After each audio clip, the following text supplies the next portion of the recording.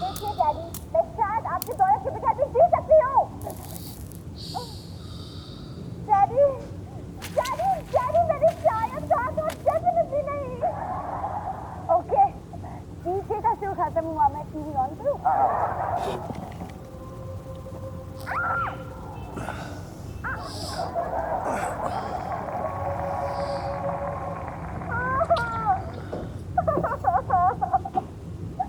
पता नहीं मैंने शादी से भागकर अच्छा किया या नहीं।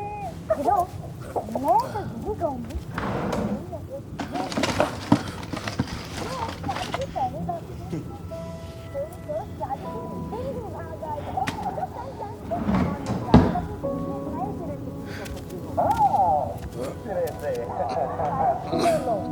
मेरा मतलब है हम सब हैं मैडम। वैसे तुम्हारा प्रोग्राम क्या आज का? आज शाम को तो अपने हनीमून के लिए स्विट्जरलैंड जाने वाली थी, लेकिन अब सारे प्लान बदल गए हैं। बताना सकते